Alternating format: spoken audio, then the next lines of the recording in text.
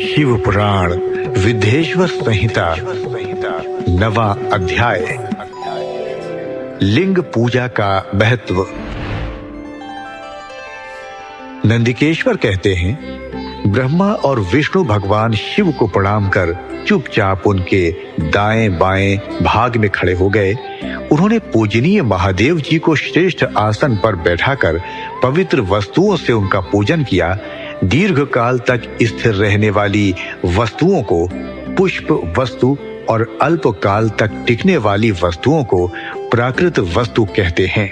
हार, नूपुर, कियूर, किरीट, मणिमय, कुंडल, यज्ञोपवीत, उत्तरीय वस्त्र, पुष्पमाला, रेशमी वस्त्र, हार, मुद्रिका, पुष्प, तांबूल, कपूर, चंदन एवं अगरू का अनुलेप, धूप, दीप, श्वेत छत्र, व्यंजन, ध्वजा, चंवर तथा अनेक दिव्य उपहारों द्वारा जिनका वैभव वाणी और मन की पहुंच से परे था, जो केवल परमात्मा के योग्य थे, उनसे ब्रह्मा और विष्णु ने अपने स्वामी महेश्वर का पूजन किया।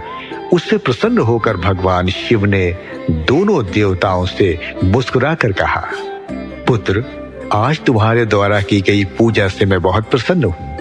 इसी कारण ये दिन परम पवित्र और महान होगा। ये तिथि शिवरात्रि के नाम से प्रसिद्ध होगी और मुझे परम प्रिय होगी। इस दिन जो मनुष्य मेरे लिंग अर्थात निराकार रूप की या मेरी मूर्ति अर्थात साकार रूप की दिन रात निराहार रहकर अपनी शक्ति के अनुसार निश्चल भाव से यथोचित पूजा करेगा, वे मेरा परम प्रिय भक्त होगा। पूरे वर्ष भर निरंतर मेरी पूजा करने पर जो फल मिलता है, वह फल शिवरात्रि को मेरा पूजन करके मनुष्य तत्काल प्राप्त कर लेता है। जैसे पूर्ण चंद्रमा का उदय समुद्र की वृद्धि का अवसर है, उसी प्रकार शिवरात्रि की तिथि मेरे धर्म की वृद्धि का समय है। इस तिथि को मेरी स्थापना का मंगलमय उत्सव होना चाहिए। मैं मार्ग शीर्ष मास में आर्द्रा नक्षत्र से युक्त पूर्णमासी या प्रतिपदा को ज्योतिर्मय स्तंभ के रूप में प्रकट हुआ था। उस दिन जो भी मनुष्य पार्वती सहित मेरा दर्शन करता है अथवा मेरी मूर्ति या लिंग की झांकी निकालता है, वह मेरे लिए कार्तिकेय से भी अधिक प्रिय है। इस शुभ दिन मेरे दर्शन मात्र से पूरा फल प्राप्त होता है। यदि दर्शन के साथ मेरा पूजन भी किया जाए तो इतना अधिक फल प्राप्त होता है कि वाणी द्वारा उसका वर्णन नहीं किया जा सकता। लिंग रूप में प्रकट होकर मैं बहुत बड़ा हो गया था, अतः लिंग के कारण ये भूतल लिंग स्थान के नाम से प्रसिद्ध हुआ। जगत के लोग इसका दर्शन और पूजन कर सकें, इसके लिए ये अनादि और अनंत ज्योति स्तंभ अथवा ज्योतिर्मय लिंग अत्यंत छोटा हो जाएगा। ये लिंग सब प्रकार के भोग सुलभ कराने वाला तथा भोग और मोक्ष का एकमात्र साधन है।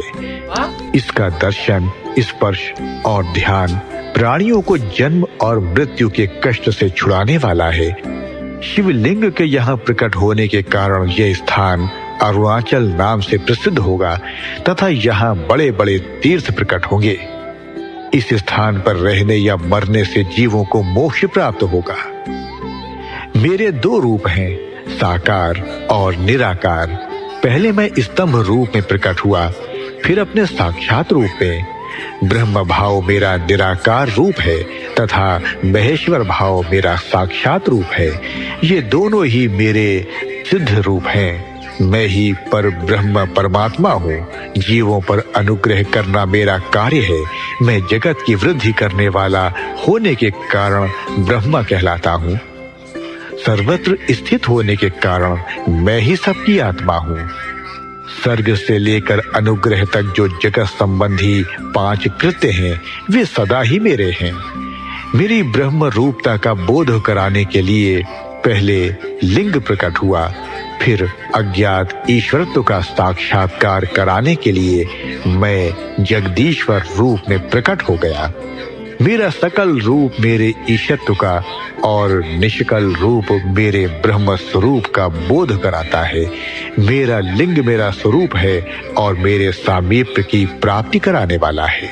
मेरे लिंग की स्थापना करने वाले मेरे उपासक को मेरी समानता की प्राप्ति हो जाती है तथा मेरे साथ एकत्व का अनुभव करता हुआ संसार सागर से मुक्त हो जाता है।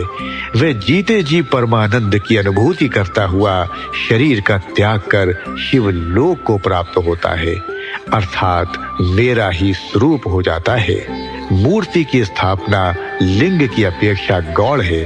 ये उन भक्तों के लिए है जो शिव तत्व के अनुशीलन में सक्षम नहीं है।